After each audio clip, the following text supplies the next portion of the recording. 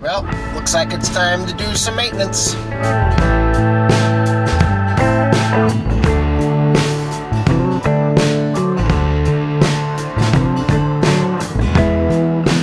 So the various things you're going to need here, obviously you're going to need oil. Honda calls for 0W20 for this car. You need an air filter, that's the guy sitting up in the back there. A cabin air filter, which is this guy right here. And an oil filter, I'm using the Wix brand, even though you'll notice that I'm taking off a Fram. You also need that guy sitting on top of the cap of the oil is a little washer, an aluminum washer for the drain plug. You need that. Also, you're going to need a lug wrench. You're going to need some way to get the car up off the air as if you are changing a tire. We're not going to get under the car here with the car up in the air. And you're going to need a 17mm wrench and or socket to remove the drain plug. And really, that's about it. The codes, as you saw, were Bravo 1, 2. Bravo, as opposed to Alpha or A, means you need to do an oil change along with the filter. If it was just A, it only calls for the oil itself, not the filter.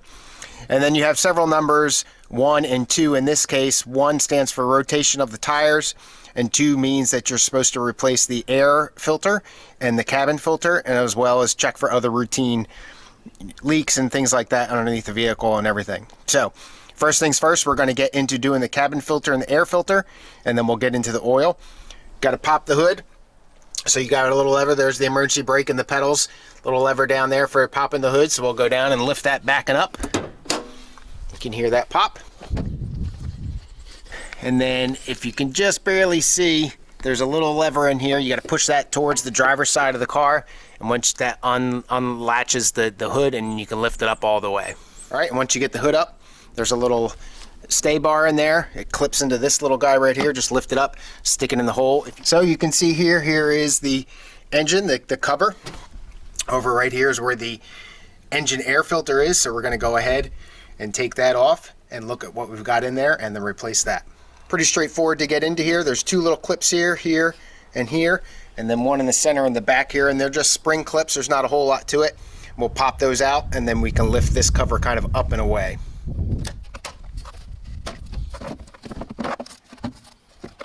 All right, so there's our air filter. This actually looks really, really clean. But air filters are not expensive, and there's no reason to not stick with the maintenance schedule so that you do get that automatic reminder. So we're going to go ahead and change this out. Got the new air filter here in the package. You can see here it even says in the instructions 2016-17 Honda Pilot 3.5 liter. So that's what we've got here. So go ahead and open that up and replace it. And it does come with instructions, so if you're not quite sure, you can read the instructions. I'll put a link to the description, obviously, for all the tools and supplies and everything that I'm using. So if you have any questions about that, you can check the description. Now it does need to go in a certain way, and you can kind of see this ledge up here. You want to set it so that the longer side here goes into the bottom of the air filter housing. Also, you can check inside. It's a pretty deep well in here. You want to check inside, make sure there's nothing in there, no big chunkies or anything, leaves and stuff like that. If so, you can get that stuff out. So that just sits in real nice like that. Just, it's got a little landing zone for it. Now in the back of the filter, or closest to the engine, it's kind of hard to show you in here. There is little clips in here, so you've got to kind of bend it up and get those little tabs into the notches. Otherwise, you're not going to get the lid to sit all the way. But you can see there's the tab moving the air filter, and right behind that to the left there is the little notch.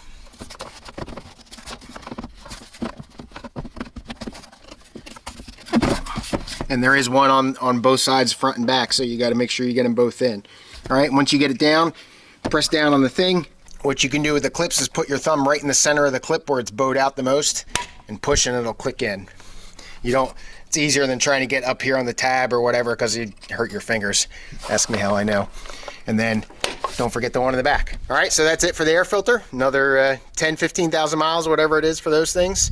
We'll go ahead and get rid of the old one. So the cabin air filter is a little bit different. It's actually in your glove box. Now the glove box has got to come open and all the way down, so anything that's in your glove box is going to fall out. So I would get your glove box cleaned out and ready to go first. So in the upper right and left hand corners of the glove box, you can see I can kind of push these in. There's little tabs built into it, and you'll push both of those in, and then that'll drop the whole glove box down. Sorry if the light's not that great in here. When it drops down, I'll show you a little bit better. All right, if you can see, you got that little tab here, and that just kind of pushes in and pushes in.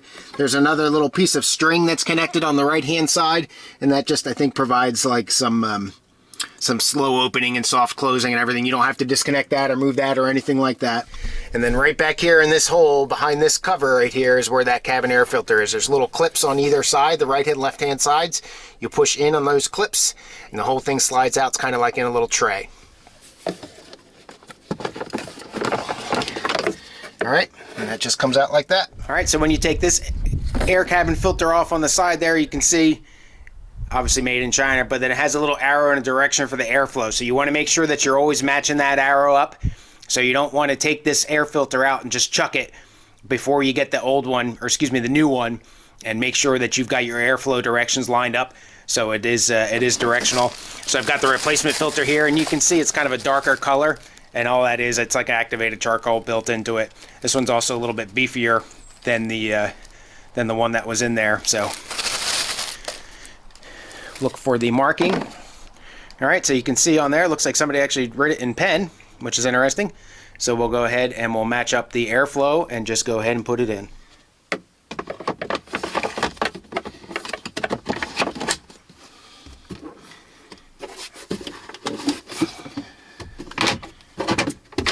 All right, then put all your junk back in your glove box. If it's like mine, it's full of it, and we'll move on to the oil. All right, obviously you're going to need something to catch the oil. So I got a, I don't know, it's like 16 quarts or something like that. I think I picked this up at Harbor Freight. Just nothing to it. Oil drains into there, so that's got a cap. You want to make sure you get that cap off, obviously. And then this little guy right here is the vent. You want to make sure that you get that guy off, because if you don't vent this thing, the air inside that's trapped will allow the oil to fill this cavity up, and it will overflow. Ask me how I know. So we're going to get this situated, get it right underneath the oil cap or the oil plug, and start draining.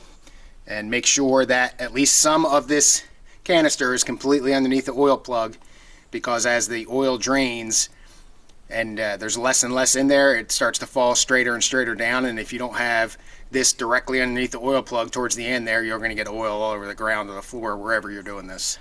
All right, you might be able to see that, you might not. I'm getting so old and blind that I can hardly see the camera. But the oil is draining into my drain pan, so we're going to let that go for a little while and find the filter and change the filter out. All right, another thing you need to make sure you get one of, and this is important, and you'll get leaks, is you get these little flat washers. They're just aluminum washers, and essentially they crush a little bit and they provide a seal. Now this is the old one, and then I got a new one here. You look at it on the drain plug,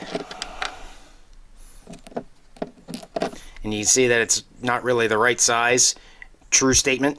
You can go to Honda and get them for $1 a pop at least, or you can go to Amazon and find the ones that are closest that I found. I'll put a link in the description. I haven't had any leaks. I've changed the oil in this car probably 6 or 8 times. I haven't had any problems. I can use them for multiple cars too, and I haven't had any problems with leakage. But you do need a new one each time, or you will have a leak.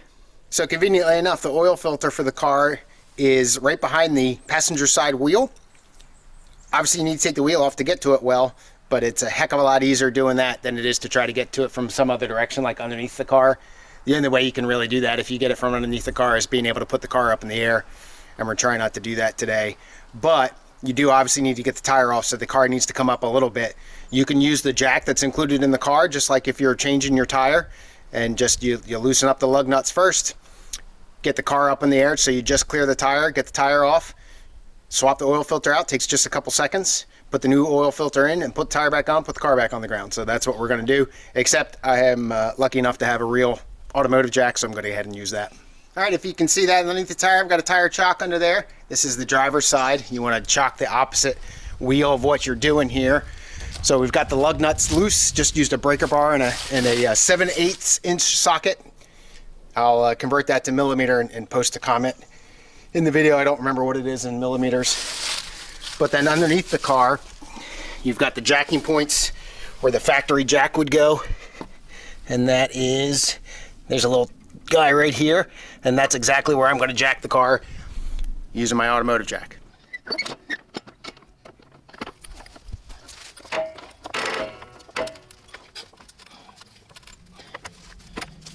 All right, so get it up in the air until the tire just clears. Make sure you can roll the tire a little bit. Now I'm just going to leave that jack there like that. You can use a jack stand if you want, but then you need to pick a different jacking point. but the tire's only going to be up in the air for a couple minutes, and I'm not getting under the car, so I'm not concerned about the safety here.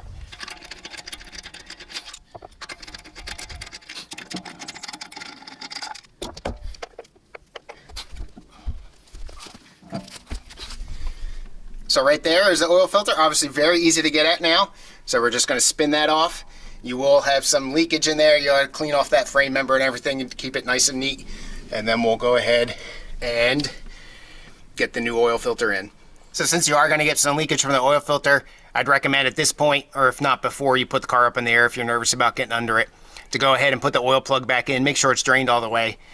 Put the oil plug back in and tighten it down. You don't have to get really, really tight on it. That's what that washer's there for. It'll just make it that much harder when you come around to do this again the next time to get that drain plug out. But get it nice and snug, and then you can switch around, move your oil catch there so that it catches stuff from the filter. All right, so hopefully your oil filter just spins right off. Yep.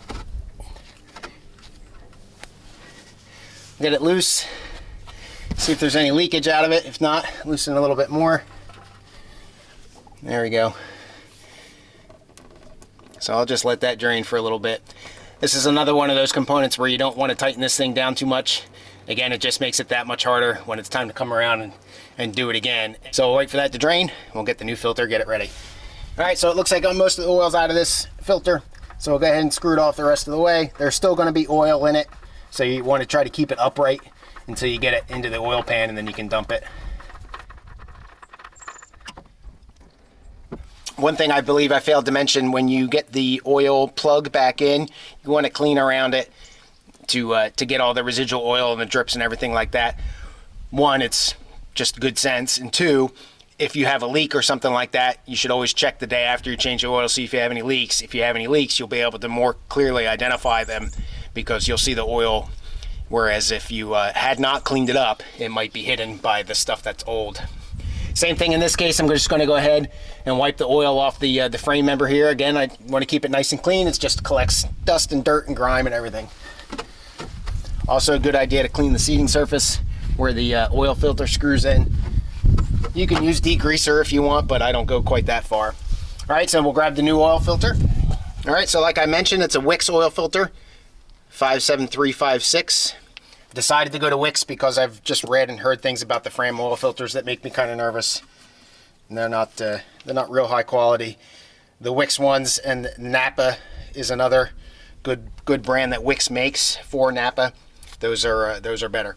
So we'll go in. You also put fresh clean oil around the O-ring seal here. There's a rubber seal, and when you go ahead to tighten this, you'll bring it all the way up to snug, and then 3/4 to 1 additional turn. So bring it to where it makes the contact, and you can see I've got the Wix sticker right there. So I'm going to turn it until I just about see the Wix sticker again. So there we go. So now that's tight, and when you come around here in 6 or 8 months and it's time to change the oil again, that thing won't be gronked on there so tight that you can't get it off. All right, we'll get the tire back on, and then the next important safety tip is to put oil back in the car. All right, so get the tire on there, get it situated. When you tighten the lug nuts down, you want to tighten one and then go opposite of itself, and then opposite of itself, opposite and opposite. And all that does is just make sure that the tire sits flat up onto the hub and everything like that, and it's not crooked, which would be bad. So notice it's still in the air here. I tightened them down, but not too much. I didn't get them as tight as I will get them. There's no reason to tighten it now and use the force of the parking lock function of the transmission or anything to tighten it against. So I'll go ahead and lower it, get the weight of the car on it, and then I'll go ahead and tighten it down. All right, once the tire's on the ground, get it tight, and you still want to use the same alternating pattern, and just go around a couple times, because it is possible to still have the real crooked until the very end. So go around a couple times, make sure you're not getting any movement on any of your lug nuts until you're satisfied that they're tight. And that's it. So now we'll move on. We got a new filter in there. We've got the oil plug in and tight. We've got the wheel back on and tight. The car's back on the ground. Air filters replaced, cabin air filters replaced. Did a quick inspection under the car. Didn't see any obvious signs of leakage or anything like that. So the next and final thing, almost final thing, is to replace the oil. And unfortunately, the oil cap kind of buried down here. Guys, right there. Kind of hard to get out. So you're going to need a funnel. The dipstick for the oil is right here, so we'll be checking our oil level with that. But that's where you fill it from, and that's where you check your level from. All right, so I've got the fill funnel in here. When you replace the oil filter in the car, also it calls for 5.7 quarts. So unlike I showed you at the very beginning, you are going to need a +1 quart, and you can pick up single quarts if you want from Walmart. You can for as little oil as you're going to put in. I personally don't have a problem with mixing and matching oil. You need the same weight, right? So you still need 0W20, but if you want to use, you know, cheapo Walmart brand to top you off with that extra 1/2 to 3/4 of a quart, I personally believe that's fine. But I'm going to go ahead and dump essentially the whole 5-quart jug in here, check oil level from there, and then probably start the car and let it circulate through, fill the oil filter, all that stuff, and then go ahead and top it off. One thing you notice also maybe that some people will say is I did not fill the oil filter up with oil prior to putting it in the car. That's true, I did not. I just have never gotten in the habit of doing that. I don't, you know, you can go ahead and do that. I personally have never run into any problems with it without doing that, but I know that a lot of people do that, and I believe it is recommended. So that's my miss. All right, some reality checks here. You want to make sure, you know, kind of talk to yourself. Did I really put the drain plug in? Yes. Did I really tighten it? Yes. Did I put a new washer on it? Yes. Did I put the tire back on? Yes. Did I really tighten the lug nuts down? Yes. Did I remove the chock from the back wheel so that I don't feel like an idiot when I try to back the car out? Yes. And you just kind of want to do that stuff as you go through before you get to your next step so you're not missing anything. Did I put the new oil filter in? Yes. Did I fill it? Well, no, I forgot to do that, but like I mentioned, I'm okay with that. So we're going to go ahead and we're going to start dumping oil in. You don't want to go too fast. You don't want to overflow the funnel, obviously, but it's a pretty big funnel here for me, so I shouldn't have too much of a problem. And again, these jugs are only 5 quarts, so I'm confident that I'm not going to, or I'm going to use this whole jug. So I'm just going to go ahead and dump the whole thing in. All right, so that's good. All right, we'll go ahead and pull the dipstick. You always want to wipe it off first because the oil that's on there right now is residual from before the draining, so that can give you a false indication. Get it all the way seated, push the dipstick all the way down until you can't push it in anymore. Pull it up, and you can see that there's oil on there, and it's actually above the fill line. But again, this oil filter is not full. So the oil filter itself takes about 0.3, 0.4 quarts. So that should bring me right down. All right, one thing to point out here is you can see this line here and this line here. What these show you is the minimum level and the maximum level, and they're calibrated such that that's a quart of oil in between the two lines. So you know that if you get to the low spec and you have a whole quart of oil and you want to dump the whole thing in, you're probably going to be not going over the top, or if you do, it's just going to be just a teensy little bit. So that'll give you an idea of how much oil you need to add if you want to top it off or whatever when we go to check it. All right, so again, this thing is overfilled right now, but there's no oil in the filter, so I expect that to come in as I start the car here in a little bit. We'll get the funnel out. Any little drips in that, you want to clean it off, and you want to clean off the hole for the fill and clean off the cap. The seal, there is a little O-ring in the cap. You want to kind of clean that too. Always put the cap back on because it is possible to get sloshing oil out through the cap as the motor runs. So you always want to put the guy back on. All right, so we got the cap on, we got the dipstick in, we got the oil plug in, we got the tire tight, right? All those things you want to go through in your head as you're going through to make sure you're not missing anything. We should be good now to start the car. All right, sitting in the car here, I'm going to turn the engine on, or I'm going to turn the ignition on, but not the engine, and I'll show you where the warning light is for the oil. All right, right down here, you can see, hopefully, that red light showing you the Aladdin's lamp thing, that's the oil. So we want that guy to go out. That would be bad if it didn't go out. So we got our foot on the brake, got the car in park, obviously. We'll go ahead and start it. It's probably going to take a couple seconds or so for that oil light to clear as the oil filter fills and we build pressure. Again, in your head, did I put the oil plug in? Don't have oil in the car.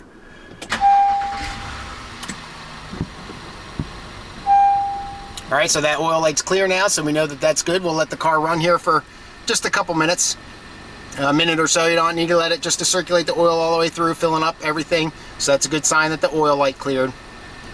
Still have the maintenance minder there. We'll reset that here in a second. I'll show you how to do that. All right, I think that's enough time for the car to run. We'll go out and we'll check the dipstick. You don't want to check the oil level with the car running because it will flow out. Again, wipe it off. All right, got some, every once in a while you'll get extra oil on the dipstick, dirty stuff. You just gotta clean it until you get a good reading. All right, so you can see there, that's actually not too bad. Pretty much right down the middle, so maybe I'll get away with 5 quarts. If your car's on an angle a little bit or something like that, you might not have gotten all of the oil out. There might be some residual sitting in the pan, but that's definitely more than enough for me to feel confident to drive the car. So probably what I'll do is I'll leave it as it is now, and then as when I drive the car a little bit, I'll check it tomorrow or after I drive around a little bit today, just to make sure that I've got that I do have oil level and I can see it and it's good. All right, so I did not go over the tire rotation. I rotate the tires more often than Honda calls for. I do it every other oil change, and it was the last oil change that I did it, so I'll do it the next. It is pretty straightforward and easy to do. The owner's manual tells you how to rotate them and everything like that, so if you want to look into that, I'm sure you can find a video. All right, so we're going to go ahead and set the maintenance light so you can get your flat panel display here. Hit settings, vehicle settings. And then in here somewhere is the maintenance info. Press that. Tells you what everything that you needed to do. Oil and filter, tire rotation, and air filters will reset. Would you like to reset? Yes, I would. Reset. And that's it. So if you cycle through, you can see now that I'm at 100% oil life, which is a wonderful thing. And yeah, everything's good to go. All right, so that's it. We'll close the hood. And I'm going to get the oil transferred into the oil bucket that I just took it out of, and that way I can take it for recycling and not have to worry about that. We'll go ahead and we'll get that guy cleaned up so it's not so yucky, and dispose of everything properly. All right, everybody, that's all I got. Thanks so much for watching. Leave a comment below, tell me what you think. Well, it's all about the money. If you take that place to one of the quick oil change places, you're probably looking at $70, $80, maybe $120, depending on how much oil they're going to put in it. If you got that air filters changed out, your cabin filter and all that, they really jack the prices up on that stuff.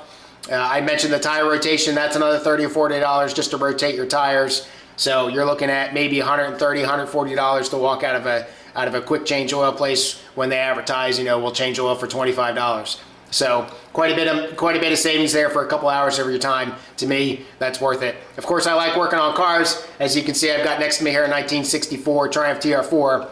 Well, maybe you can't see, but that's what it is. I've restored a 1966 Triumph Spitfire. I've got a whole YouTube channel surrounding it, so if you're not one of my regular viewers and you might want to watch a restoration of a classic British car, you can watch my other videos. Thanks so much for watching. Have a good rest of your day. Cheers.